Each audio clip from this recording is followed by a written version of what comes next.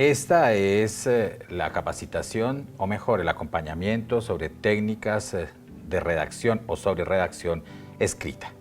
Entonces vamos a basarnos esencialmente en dos ejes. No decimos ejes principales porque ya la palabra eje significa principal. Estos son coherencia y cohesión. Y de acuerdo con los mismos vamos a ejemplificarlo según las diapositivas en una carta o en lo que ella implica. De manera tal que hemos intitulado este momento Pautas sobre redacción escrita. Así las cosas, comenzamos con la explicación de que la cohesión es la forma como se estructura un documento. Esta estructura implica signos de puntuación, conectores y a la vez ejemplifica y tiene que ver con la forma, la función y el funcionamiento de la lengua. La coherencia, entre tanto, se refiere y se remite al sentido y al significado. En ese punto, por ejemplo, es un ejemplo de coherencia lo que escribimos al final del encabezado de una carta. Una cosa es en su despacho, otra cosa es presente y otra cosa es ciudad. Lo explicaremos más adelante.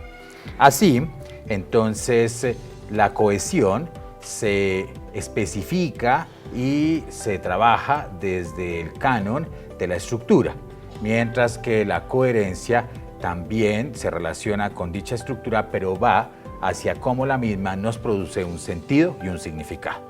Tenemos en la diapositiva lo que llamamos un aforismo.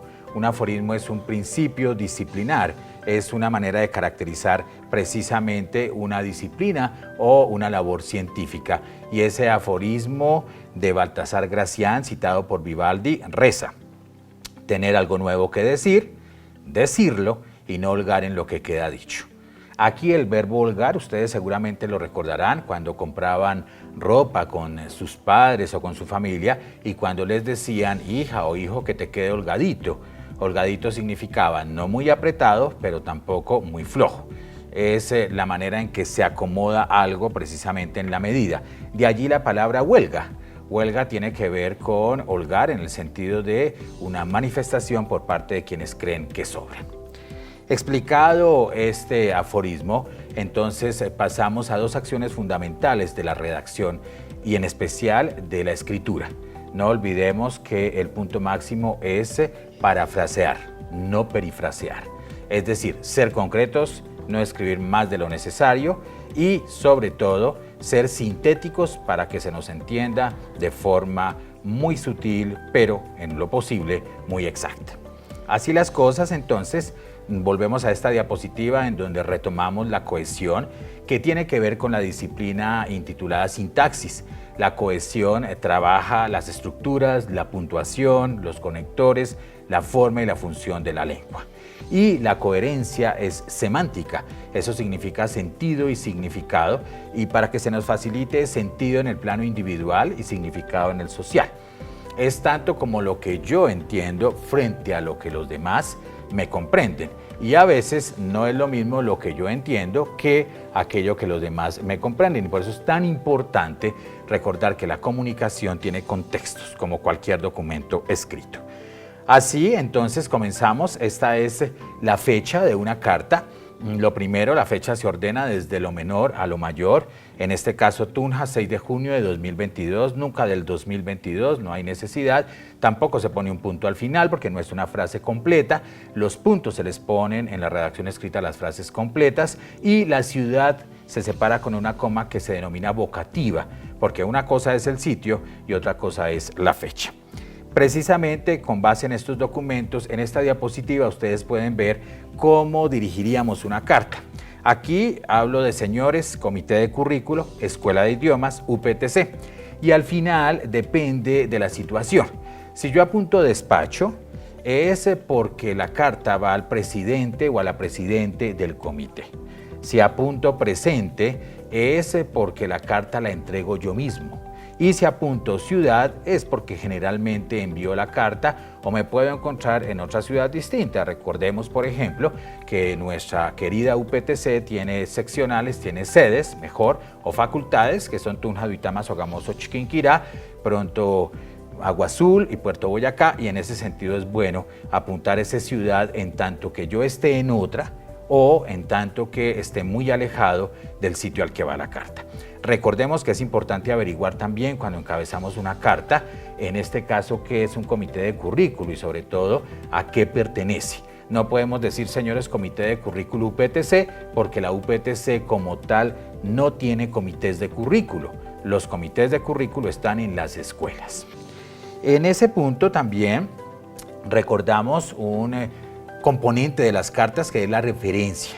Podemos utilizar la abreviatura ref. Dos puntos, se repite el signo, punto, dos puntos, porque toda abreviatura lleva punto, y también podemos apuntar referencia. No olvidemos que esa referencia tiene que ver con el asunto temático de la carta, no con quién es el afectado, no podría apuntar como referencia caso de César Augusto Romero Farfán, sino por lo contrario referencia, por ejemplo, caso disciplinario número 0330, por citar, como decía antes, un ejemplo. Dentro de esa estructura de la carta existe un error generalizado ya, que es el saludo cordial o cordial saludo. Es bien interesante cómo cuando escribimos una carta y apuntamos saludo cordial como principio de la misma, estamos despidiendo a la persona antes de haberla atendido. Eso es tanto como cuando tú saludas a una visita y le dices felicidades en lugar de buenas tardes. Felicidades es vete, qué bueno haberte conocido. Entonces, ese saludo cordial dejémoslo para el final de las cartas.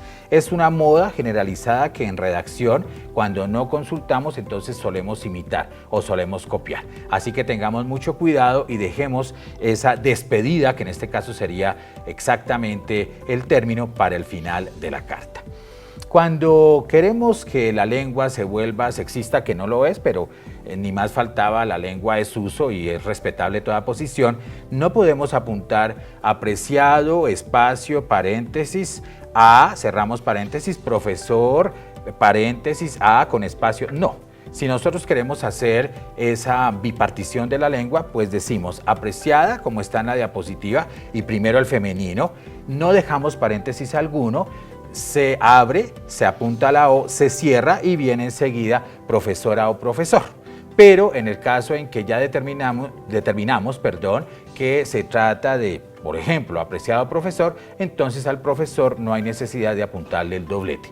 Recuerden ustedes, y ello es esencial, que si queremos hacer doblete con la lengua, en la escritura sería mejor no, dado que la escritura debe ser sintética, debe ser rápida, debe ser ágil y no todo el mundo tiene mucho tiempo para leernos. Por eso también una sugerencia muy respetuosa, no redactes cartas muy apilonadas. Utilizamos ese término para cuando tenemos muchísimos párrafos, no los separamos y olvidamos que el párrafo es una unidad textual coherente, ni tampoco redactes cartas de muchas páginas porque seguramente no te las van a leer completas. Enseguida, entonces, tenemos la manera de despedirnos.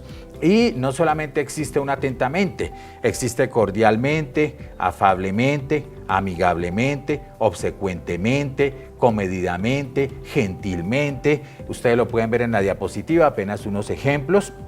Y también se pueden emplear frases en donde apuntemos un poco copia de otras lenguas. Por ejemplo, con la expresión más sincera de mis mejores deseos, cordialmente, César Augusto Romero Farfán, y viene el cargo que desempeño. Algo importante y muy en especial para quienes principian en estas lides de la redacción escrita, todos hemos pasado por esa etapa, no tracemos líneas para las firmas. Las firmas en una carta se apuntan encima del nombre. No hay necesidad de establecerlo aparte ni de hacer ese tipo de líneas que se utilizan en otros tipos de documentos.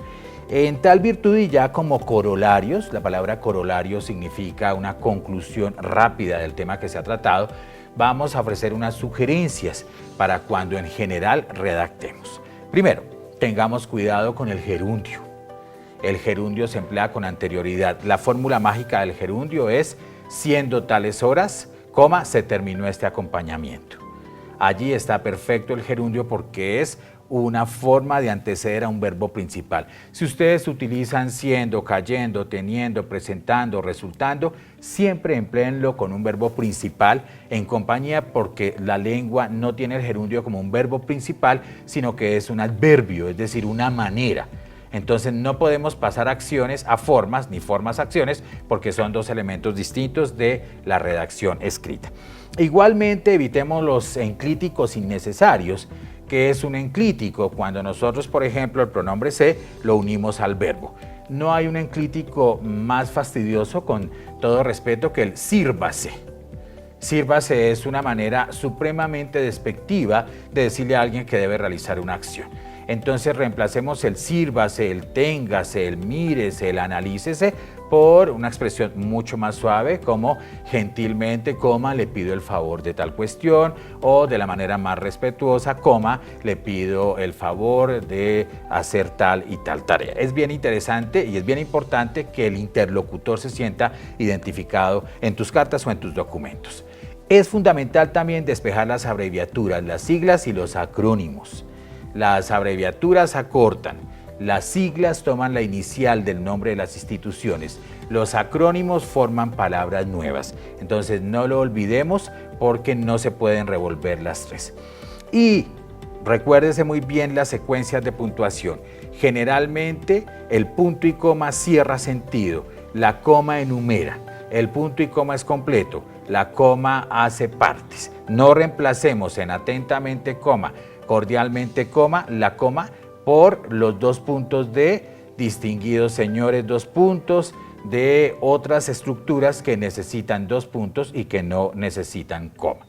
Finalmente, redacte en un solo estilo, evite los mitos lectoescriturales, que nunca va coma después de la Y, que nunca va coma antes de la Y, eso no es cierto, y presentamos una bibliografía muy sucinta para que ustedes puedan profundizar. Dentro de esta bibliografía es importante recordar un libro que no se encuentra allí, pero que ustedes en internet lo pueden hallar y que se intitula 101 ejercicios para aprender a puntuar. El libro es maravilloso porque no tiene respuestas, las respuestas debemos buscarlas precisamente en los usos de los signos de puntuación. Esta ha sido una síntesis supremamente corta de un tema muy trascendente, pero lo esencial aquí es cuán apetecido sea para que ustedes continúen, consulten, profundicen y lo más importante, para que escribamos siempre con el pensamiento puesto en quien nos va a leer. Muchas gracias.